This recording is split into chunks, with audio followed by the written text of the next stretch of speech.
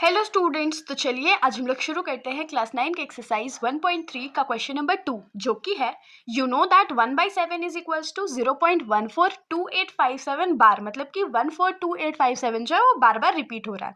Can you predict what the decimal expansion of 2/7, 3/7, 4/7, 5/7 and 6/7 are without doing actually the long division? If you so how.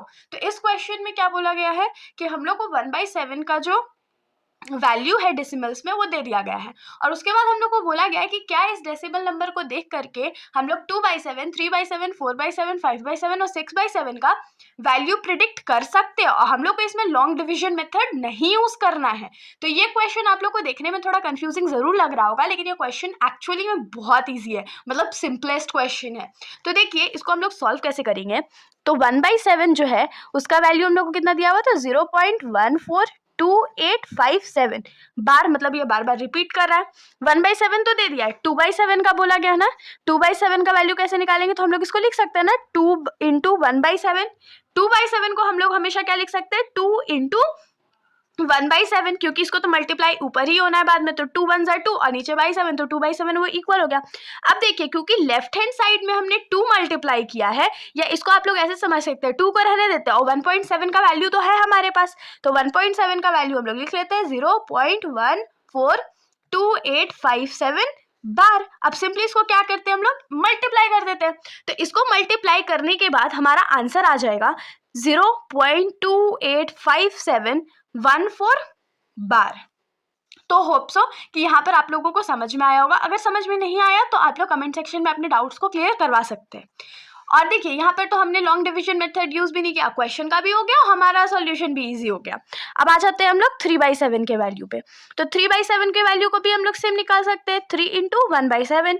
3 into 1/7 का value क्या है, तो 0.142857 बार। अब इसको multiply कर लेते हैं, तो मल्टीप्लाई करने के बाद हमारा ये आंसर हो जाएगा 0.428571 बार। आप लोग मल्टीप्लाई करके जरूर चेक कीजिएगा, मैंने इतना लंबा मल्टीप्लिकेशन पहले से करके रखा हुआ है। फिर है 4/7। 4/7 के साथ भी सेम केस होगा, 4 इंटू 1/7 की वैल्यू को, तो 4 इंटू 0.142857 बार। इसको मल्टीप्लाई कर लेते हैं, तो मल्टीप्लाई के बाद इसका आंसर हो जाएगा 0.571428 का बार। फिर सेम वे से हम लोग 5/7 के लिए भी वैल्यू फाइंड करेंगे। तो 5/7 को हम लोग लिख सकते हैं 5 इंटू 1/7 की वैल्यू, तो 5 इंटू 0.142857 और बार दे देंगे ऊपर में। अब इसको मल्टीप्लाई कर लेते हैं, तो मल्टीप्लाई करने पे हमारा ये आंसर हो जाएगा 0.714285 बार। और लास्ट है हमारा 6/7, जिसको हम लोग लिख सकते हैं 6 इंटू 1/7।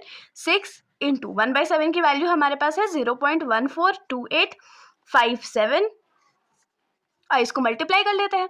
तो मल्टीप्लाई करने पर हमारा ये लास्ट आंसर हो जाएगा 0.857142 बार आंसर। तो इसके साथ हमारा सॉल्यूशन यहीं पर खत्म हो जाता है। अगर आप लोगों को मेरा सॉल्यूशन बताने का तरीका अच्छा लगा हो तो वीडियो को लाइक कर दीजिएगा, और मेरे चैनल को बिना सब्सक्राइब किए कहीं मत जाइएगा। Thank you.